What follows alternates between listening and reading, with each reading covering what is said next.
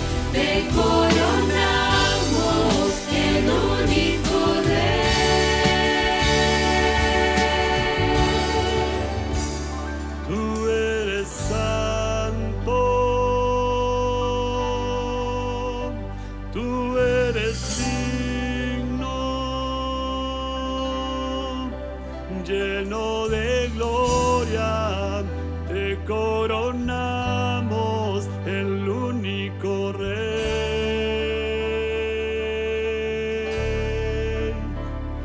Rey de gracia,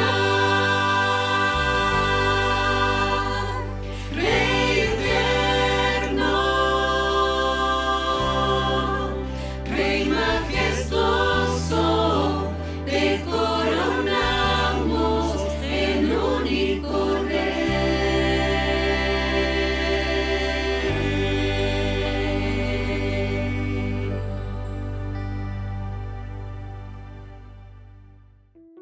Leemos la palabra del Señor en el libro del profeta Jeremías. En el capítulo 9 leemos 2 versículos, 23 y 24. Dice así la palabra del Señor. Así dijo Jehová, no se alabe el sabio en su sabiduría, ni en su valentía se alabe el valiente, ni el rico se alabe en sus riquezas, mas alábese en esto el que se hubiere de alabar, en entenderme y conocerme, que yo soy Jehová, que hago misericordia, juicio y justicia en la tierra, porque estas cosas quiero, dice Jehová. Amén. Qué hermoso, ¿no? Qué hermoso versículo, qué hermosos pasajes tenemos en la Biblia que nos hablan con tanta claridad. Básicamente, la palabra alabar comienza así, ¿no? El texto. La palabra alabar se traduce de 2 maneras diferentes. La primera significa venerar o adorar. Estamos hablando en el sentido de adorar al Creador, adorar a Dios, a la Divina Trinidad. Y también se traduce como manifestar aprecio y admiración por cualquier persona, por alguien, resaltando sus cualidades o méritos, que esto lógicamente se puede atribuir también a las personas. En segunda instancia se traduce como alardear o gloriarse, y por supuesto aquí cambia totalmente su significado. Es hacer ostentación o presumir de algo, preciarse demasiado, y también significa jactancia presuntuosa. Así que hay una gran diferencia entre estas 2 formas en realidad de apreciar este término. En el versículo 23, cuando comienza diciendo, así dijo Jehová, no se alabe el sabio en su sabiduría, ese no se alabe, este término, se está refiriendo al último significado, al de alardar o gloriarse. En primera instancia dice el texto que el hombre no debe jactarse en su propia sabiduría.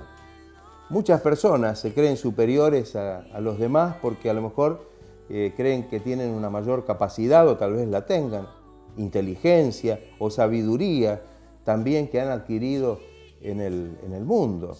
La Biblia nos dice que desde el principio de los tiempos el hombre cayó en este pecado, porque en definitiva esto alejó o aleja al hombre de Dios. En Romanos capítulo 1, versos 21 y 22 dice, hablando de la gente, hablando de la humanidad, pues habiendo conocido a Dios, no le glorificaron como a Dios ni le dieron gracias, sino que se envanecieron en sus razonamientos, y su necio corazón fue entenebrecido, y profesando ser sabios, se hicieron necios.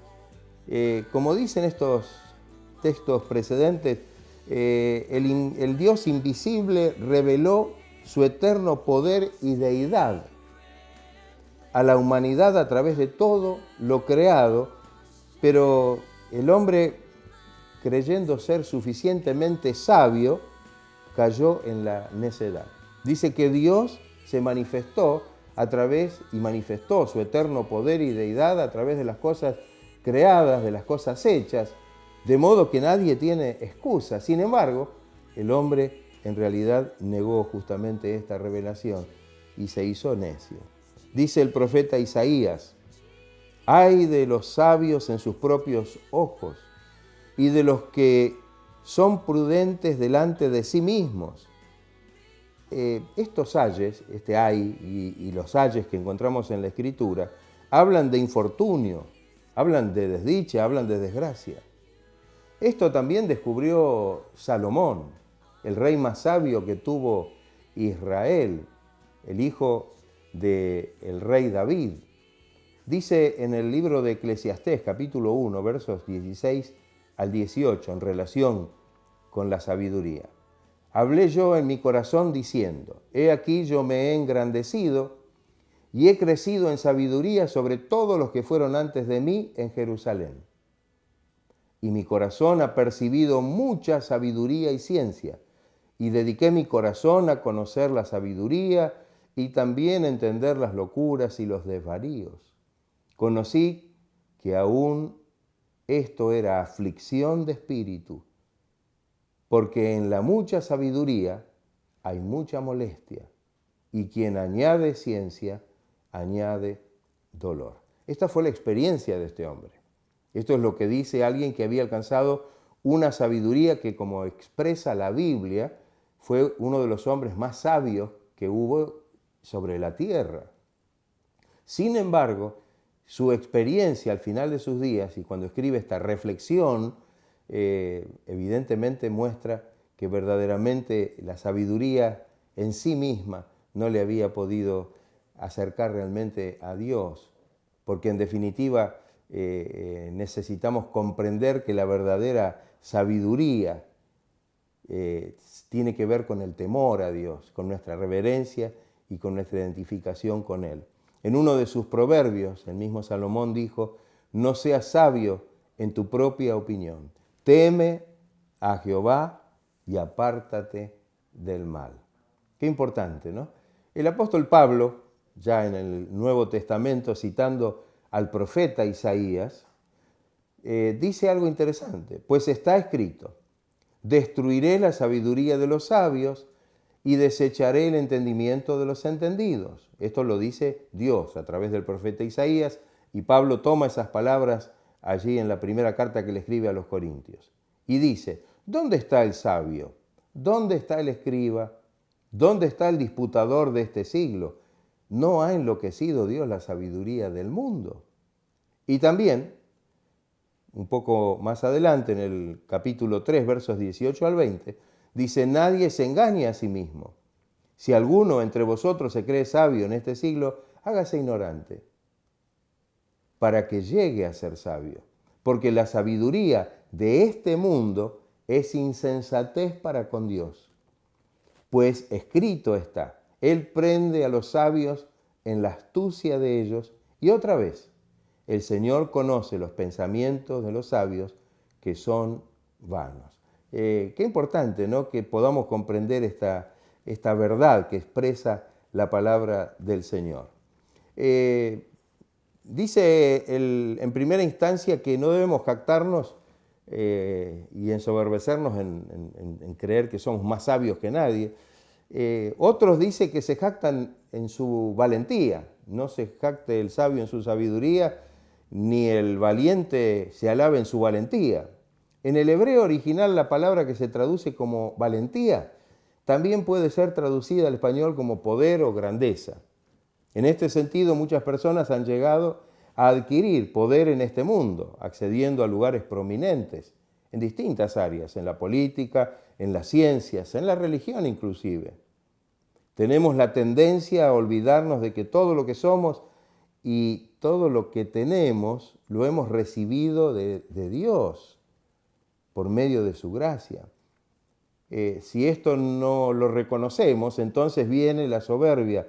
El Señor dice en el libro del profeta Isaías, capítulo 13, verso 11, de una manera muy concreta, y castigaré al mundo por su maldad y a los impíos por su iniquidad, y haré que cese la arrogancia de los soberbios, y abatiré la altivez de los fuertes, de los valientes, de aquellos que creen que pueden realmente tener una fuerza que les permita hacer lo que ellos quieren. El pueblo de Dios fue advertido antes de entrar en la tierra de promisión, en Canaán, que no debían olvidarse de que todo lo que recibirían en posesión venía de su gracia y de su providencia. Fíjense los versículos de Deuteronomio capítulo 8 que lo expresan de una manera muy clara.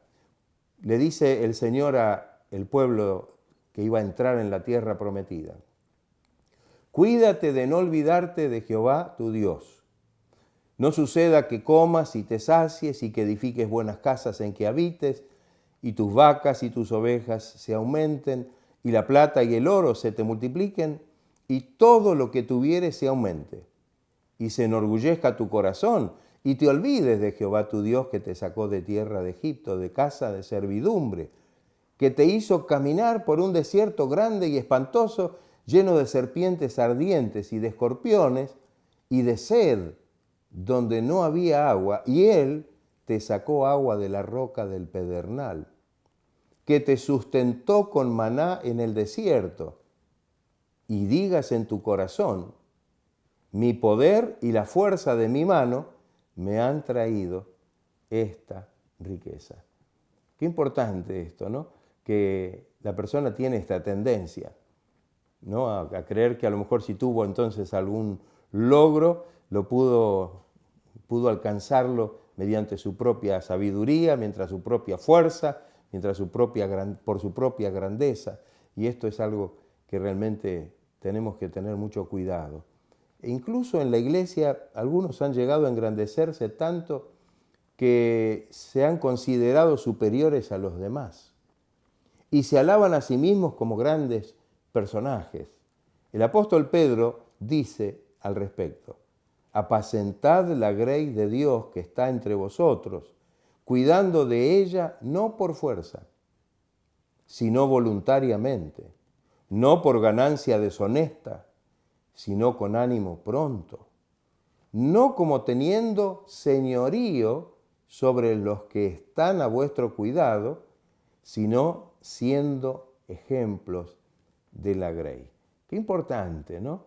Que esta tendencia se viene mostrando y marcando a través de los siglos en la historia de la humanidad, y lo vemos presente y aún en la iglesia, quienes pretenden ocupar jerárquicamente un lugar que en realidad el Señor no ha otorgado absolutamente a nadie, que le pertenece solamente a Él. Sí tenemos distintos ministerios y que debemos honrarlos siendo responsables y a través de ellos siendo ejemplos para que muchos puedan acercarse al Señor y puedan conocerle. Por esto Pablo expresó: todo lo puedo en Cristo que me fortalece. Ahí está, ¿ves? Todo lo puedo. Parece que fuera una persona súper valiente, un súper hombre. No, está diciendo todo lo puedo en Cristo que me fortalece, que es el que me da la fuerza para seguir adelante. Y dice también, eso lo dice en Filipenses 4:13 y en 1 Corintios 15:10 dice: soy lo que soy por la gracia de Dios. Si he llegado a ser un apóstol de Cristo, no es por mérito propio, no es por propia competencia personal, sino porque realmente la gracia de Dios fue maravillosa y abundante en mi vida. Se consideraba menos que el más pequeño de los apóstoles. Creo que todo esto nos muestra cuál es el camino a seguir. Finalmente el Señor dice que no hay que jactarse tampoco en las riquezas. Sabemos que los que obtienen grandes riquezas por lo general creen que no necesitan de nadie, ni siquiera de Dios. Esto lo dice la Biblia en todo su contexto, lo marca como una tendencia también del ser humano. El salmista David dijo, y por algo lo dijo, en el Salmo 62, verso 10, si se aumentan las riquezas, no pongáis el corazón en ellas. ¿Por qué será? Porque si ponemos el corazón en las riquezas, seguramente de ser un elemento que pueda servirnos para algo, vamos a ser nosotros servidores de las riquezas. Salomón, acudimos nuevamente a este hombre que fue uno de los más sabios que hubo en el mundo, porque también fue uno de los más ricos. Su riqueza fue una riqueza tremenda, y Salomón, después de reflexionar sobre todas sus posesiones y riquezas, llega a una conclusión. Voy a leer estos versículos allí, tomando la parte pertinente de cada uno. Y dice en Eclesiastés 2, del 4 al 11, engrandecí mis obras, dice Salomón. Edifiqué para mí casas, planté para mí viñas, me hice huertos y jardines, y planté en ellos árboles de todo fruto, me hice estanques de agua, compré siervos y siervas, y tuve siervos nacidos en casa. Tuve también posesión grande de vacas y de ovejas, más que todos los que fueron antes de mí en Jerusalén. Me amontoné también plata y oro, y tesoros preciados de reyes y de provincias. No negué a mis ojos ninguna cosa que desearan. Miré yo luego todas las obras que habían hecho mis manos y el trabajo que tomé para hacerlas. Y he aquí, todo era vanidad y aflicción de espíritu y sin provecho debajo del sol. Debajo, esta expresión debajo del sol significa aquí en la tierra. Todo esto no tenía en realidad ningún valor, no lo había hecho feliz. Como tal vez muchas personas que se han esforzado toda su vida para tener tantas riquezas y que cuando las obtienen se dan cuenta que no está allí la felicidad, que no hay nada de esto que pueda llenar el vacío en sus corazones, que solo Dios lo puede llenar con su presencia y con su espíritu. Jesús, hablando de este tema, dijo a sus discípulos, les dijo, de cierto os digo que difícilmente entrará un rico en el reino de los cielos. Allí en Mateo 19, 23. ¿Por qué habrá dicho esto Jesús? ¿Por qué habrá dicho esto el Señor? Seguramente porque un poco lo que decíamos antes, lo que decía David, porque seguramente donde está nuestro tesoro, allí estará nuestro corazón. Y si nuestro tesoro está en las riquezas, nuestro corazón estará apegado a ellos y no podremos realmente poner nuestro corazón en las manos de Dios y servirle a Él. El apóstol Pablo también habló del tema.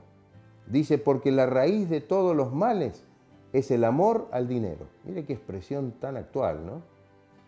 El cual, codiciando muchos, algunos, se extraviaron de la fe y fueron traspasados de muchos dolores.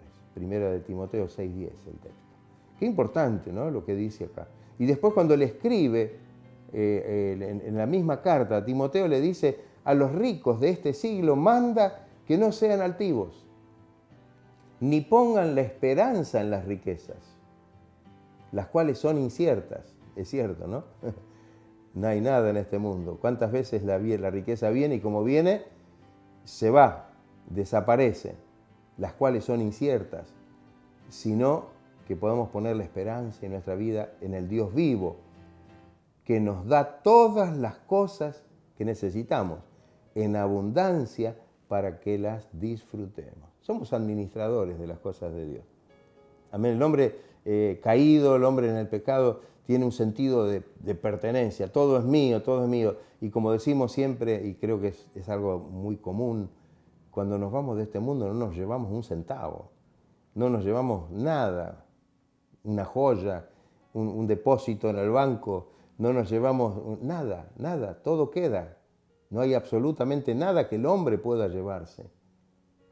Pero qué diferente cuando servimos al Señor y el Señor nos da lo que necesitamos y que podamos entonces, como dice acá, que Él nos suple todas las necesidades en abundancia para que nosotros podamos disfrutarlas. Que el Señor nos ayude. Nada es nuestro, todo le pertenece al Señor. Y Pablo concluye diciendo, pues mirad, hermanos, vuestra vocación. Le habla a los cristianos, digamos, si bien le escribe a los corintios esta carta, la primera, estos versos, pero sin embargo le habla a la iglesia, nos habla hoy a nosotros, ¿no?, diciendo cosas que realmente son importantes. Pues mirad, hermanos, vuestra vocación, que no sois muchos sabios según la carne, ni muchos poderosos, ni muchos nobles, sino que lo necio del mundo escogió Dios para avergonzar a los sabios, Y lo débil del mundo escogió Dios para avergonzar a lo fuerte. Y lo vil del mundo y lo menospreciado escogió Dios. Y lo que no es, para deshacer lo que es, a fin de que nadie se jacte, que nadie se gloríe, que nadie se alabe en su presencia. Porque en definitiva el que se alaba estará jactándose de algo que en realidad no le pertenece. Pero qué diferente es cuando podemos realmente alabar y bendecir el nombre del Señor. Hay un relato en el libro del profeta Daniel que yo lo quisiera leer para compartirlo con ustedes. Es un poquitito extenso, pero no lo vamos a leer muy rápidamente. En el libro del profeta Daniel, sobre un hombre que tal vez lo han escuchado nombrar, tal vez los hermanos cristianos lo más y los otros no tanto, pero el rey de Babilonia, me estoy refiriendo a Nabucodonosor, que nos deja una gran enseñanza.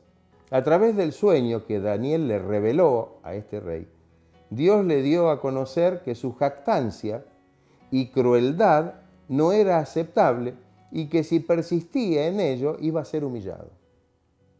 Sin embargo, Nabucodonosor continuó en su actitud arrogante, creyendo que su fuerza y poder le había dado todo lo que tenía. Era una gran riqueza, un reino muy poderoso, y dice que esto lo hizo, pero hasta que Dios le demostró lo contrario. Voy a leer el texto bíblico, ahí en Daniel capítulo 4, versos del 29 en adelante. Dice, al cabo de 12 meses, paseando en el palacio real de Babilonia, habló el rey y dijo, ¿no es esta la gran Babilonia que yo edifiqué para casa real con la fuerza de mi poder y para gloria de mi majestad? Aún estaba la palabra en la boca del rey cuando vino una voz del cielo. A ti se te dice, rey Nabucodonosor, el reino ha sido quitado de ti y de entre los hombres te arrojarán, y con las bestias del campo será tu habitación, y como a los bueyes te apacentarán.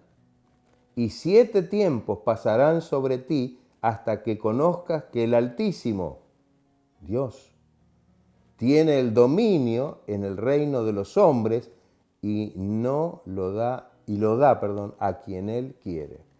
En la misma hora se cumplió la palabra sobre Nabucodonosor y fue echado de entre los hombres y comía hierba como los bueyes. Y su cuerpo se mojaba con el rocío del cielo hasta que su pelo creció como plumas de águila y sus uñas como las aves. Aquel hombre soberbio, Nabucodonosor, fue humillado. Y durante 7 años, fue como un hombre, como un animal en el campo. Pero Dios, en su gran amor y misericordia, le devolvió su razón. Y Nabucodonosor reconoció que toda la gloria y la alabanza se la debía dar realmente al Señor. Dice entonces, volviendo en sí después de esa experiencia terrible, mas al fin del tiempo yo, Nabucodonosor, dice él, alcé mis ojos al cielo, y mi razón me fue devuelta, y bendije al Altísimo, y alabé y glorifiqué al que vive para siempre, cuyo dominio es sempiterno, y su reino por todas las edades. Todos los habitantes de la tierra son considerados como nada. Y Él hace según su voluntad en el ejército del cielo y en los habitantes de la tierra, y no hay quien detenga su mano y le diga, ¿qué haces?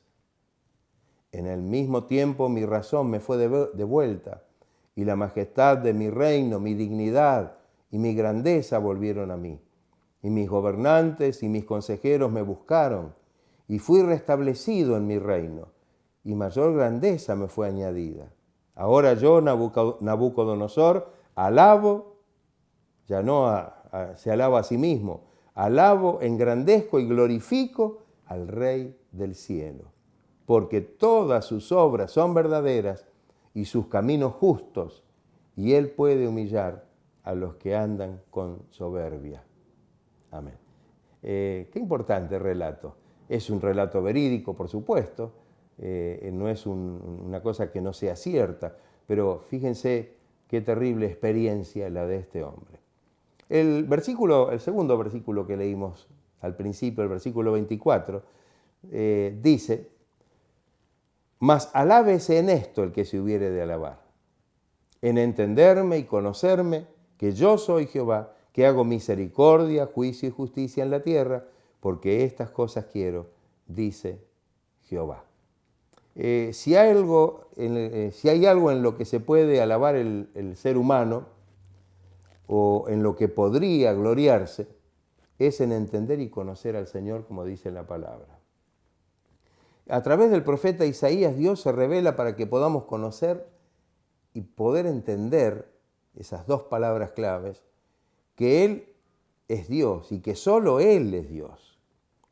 Dice en el capítulo 43 del libro del profeta Isaías, los versos 10 y 11, habla Dios: vosotros, le dice al pueblo de Israel, sois mis testigos, dice Jehová, y mi siervo que yo escogí, para que me conozcáis y creáis y entendáis que yo mismo soy.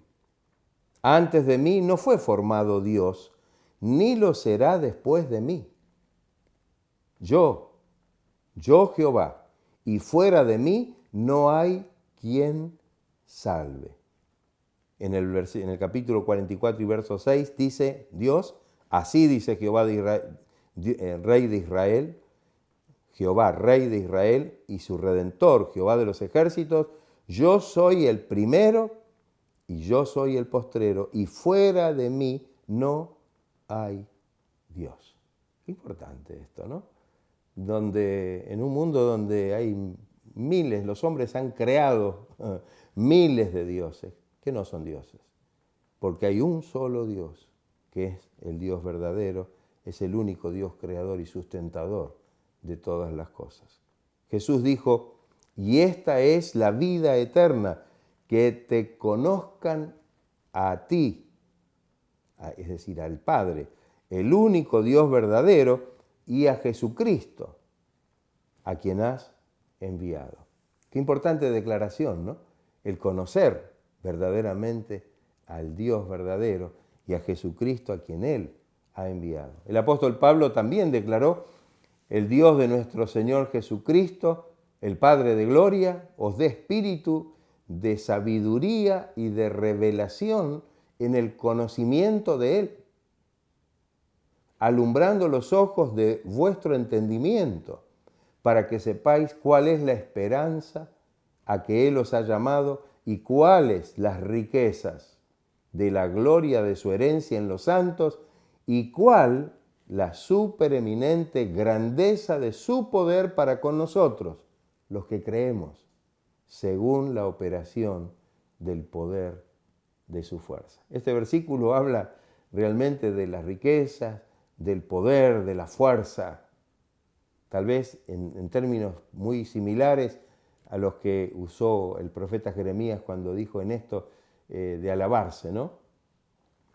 Pero ahí está en el Señor toda la bendición y todo lo que nosotros podemos recibir. Y comprender que este maravilloso Dios hace misericordia, juicio y justicia en la tierra. Dice el Salmo 33:5 de una manera muy, muy clara: Él, hablando de Dios, ama justicia y juicio. De la misericordia de Jehová está llena la tierra. Justicia porque tenemos que entender que es un Dios de justicia. Y alguno dirá: ¿cómo se manifiesta la justicia de Dios? ¿De qué manera hace justicia Dios? Mire, hay un texto, tal vez vamos a leer dos textos que nos pueden dar la respuesta, más que con palabras nuestras, a través de las palabras mismas de la Biblia. Romanos 1:17 dice: porque en el Evangelio la justicia de Dios se revela, por supuesto a nosotros, a los hombres, por fe y para fe, como está escrito: mas el justo por la fe vivirá.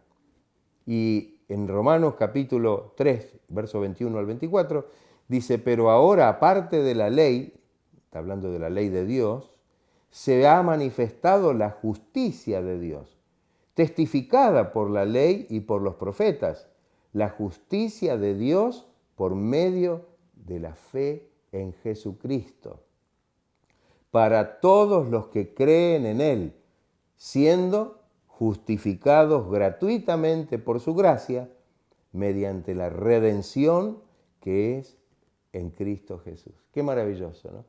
Que podamos recibir esta justicia del Señor en nuestra vida, digamos, a partir del momento que creemos en el Señor.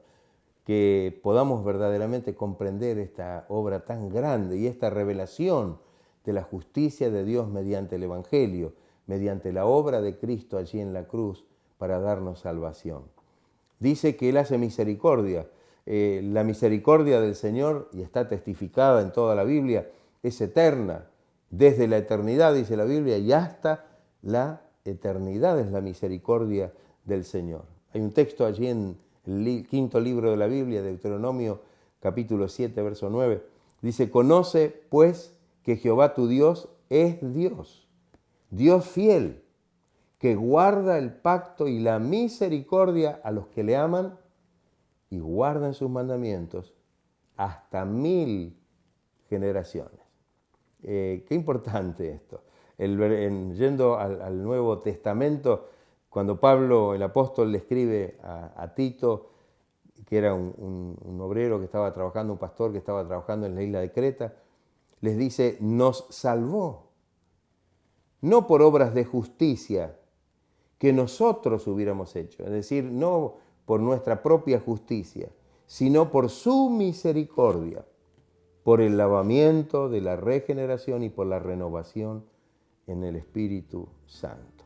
Y en la carta a los Hebreos, un texto hermoso dice, acerquémonos entonces confiadamente al trono de la gracia para alcanzar misericordia y hallar gracia para el oportuno socorro. ¿Qué le parece? Que podamos realmente confiar en la misericordia del Señor. La misericordia es el favor inmerecido. La misericordia es ese amor que se basa en el sacrificio. Es lo que Dios hizo por nosotros, aunque éramos inmerecedores, para podernos dar salvación. Y a través de la fe en la obra de Jesucristo, podemos hoy recibir la vida eterna, la justificación, el perdón de todos nuestros pecados. Y también dice que hará juicio, ¿no? Dice que esto es lo que realmente Dios hace. Dios ha juzgado el pecado por medio de la muerte de Jesucristo en la cruz. ¿Sabe? Hay un texto muy clave en la carta a los Colosenses que escribe el apóstol Pablo. Colosenses capítulo 2, versos 13 y 14, dice, y a vosotros, nosotros podemos entender que estas palabras las podemos apropiar por la fe, porque toda la palabra es para cada uno de nosotros también. Así que a nosotros también, estando muertos en pecados y en la incircuncisión de nuestra carne, nos dio vida juntamente con Él, con Cristo, perdonándonos todos los pecados, anulando el acta de los decretos que había contra nosotros. Había un acta que nos hacía culpables legalmente ante el juez justo, ante quien debía ejercer su juicio sobre nosotros y condenarnos.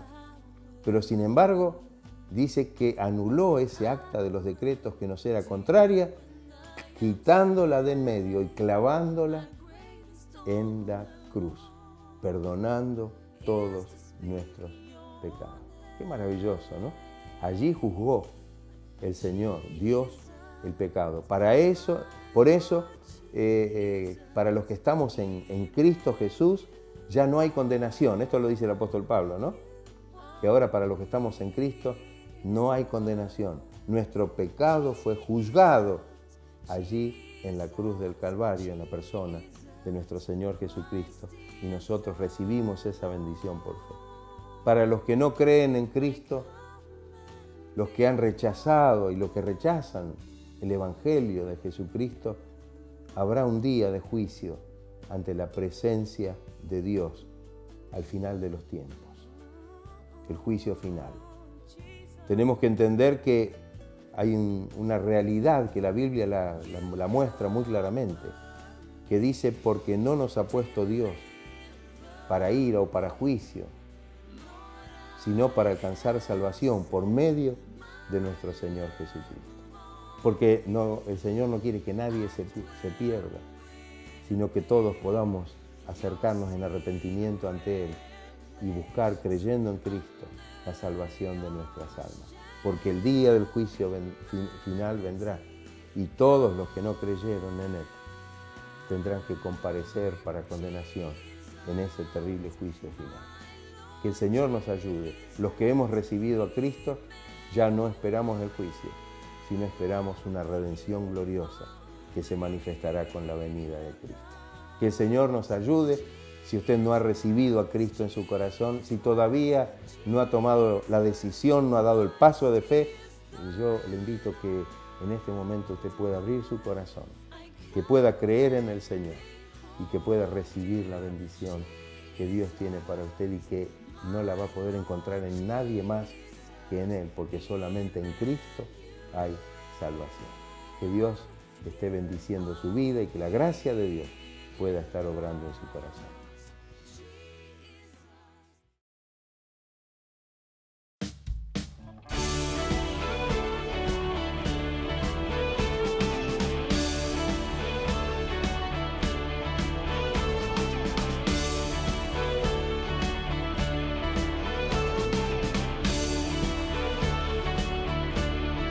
Lucha por nosotros, a nuestro lado está, suya es la victoria, ha vencido ya, no nos detendremos, no nos moverán, Cristo está hasta aquí.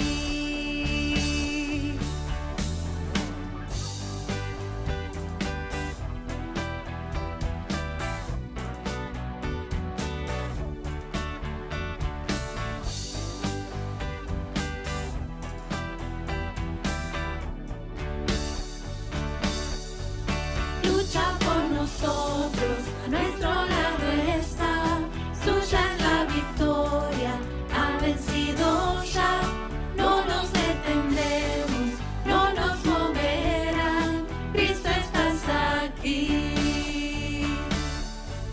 Lleva nuestras cargas, nos libra del mal, suya es la victoria, ha vencido ya, no nos detendremos, no nos moverán, Cristo estás aquí.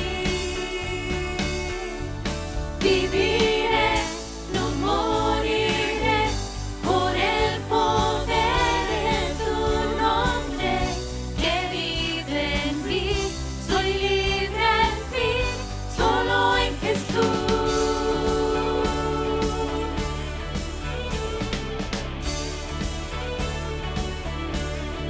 Lleva nuestras cargas, nos libra del mal, suya es la victoria, ha vencido ya, no nos detendremos, no nos moverán, Cristo estás aquí.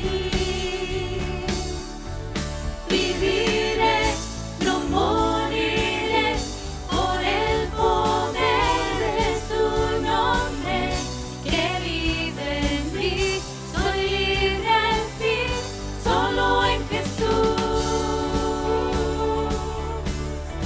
Viviré, no moriré, por el poder de su nombre, que vive en mí, soy libre en fin, solo en Jesús.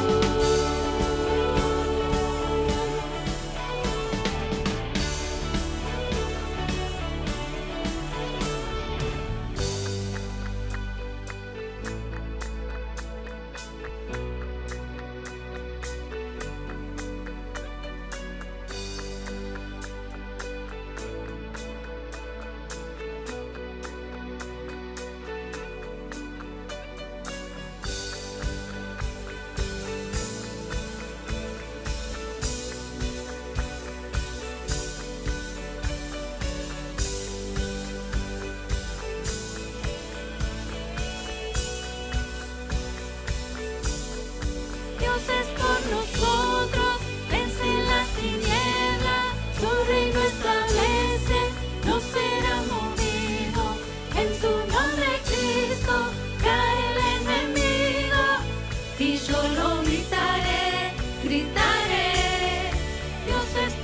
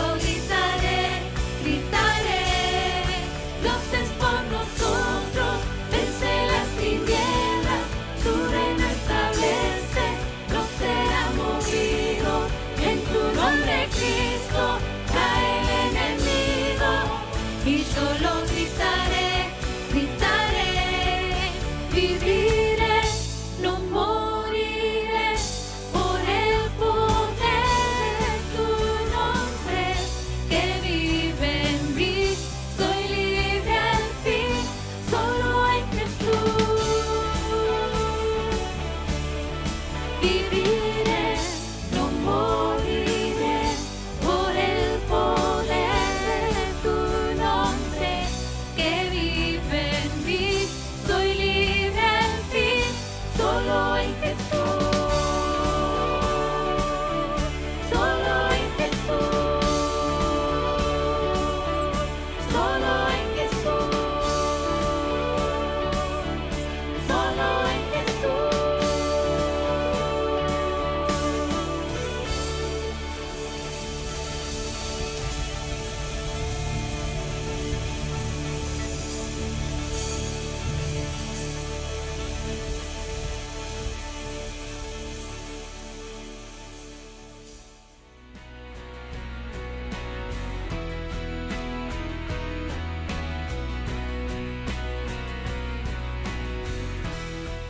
Bueno, y ahora aquí estamos, llegando ya al final de nuestro encuentro, agradecidos a Dios porque está siempre con nosotros a lo largo de nuestra semana, de nuestros días, nos ayuda, está siempre al lado nuestro para fortalecernos, para guiarnos con su Espíritu Santo, y estamos realmente agradecidos a nuestro Señor por su bondad, por su grandeza, por su gran amor hacia nuestras vidas.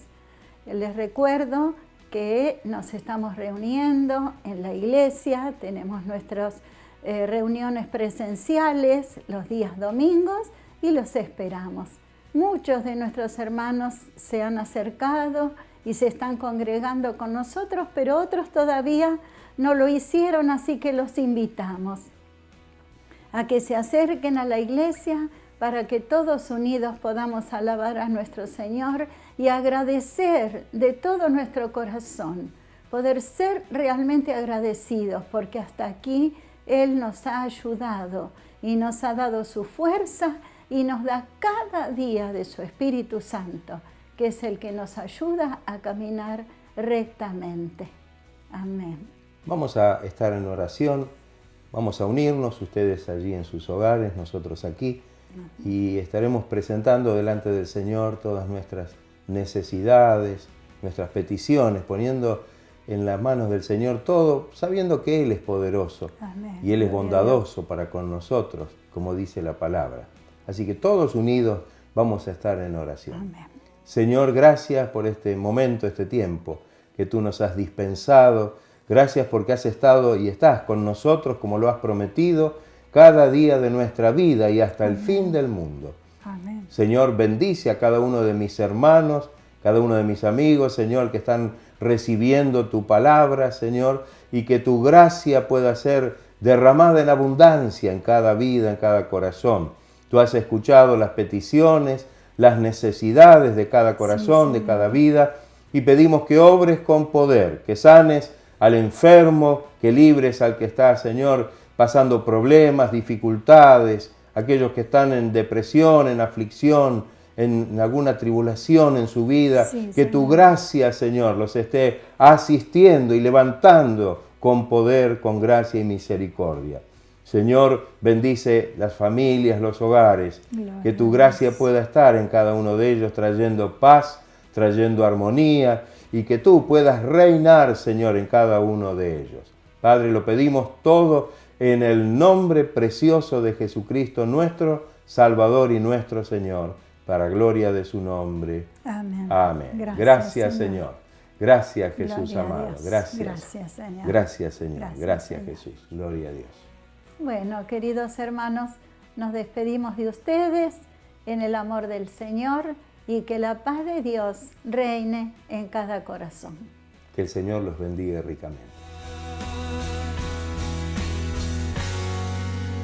Worthy is the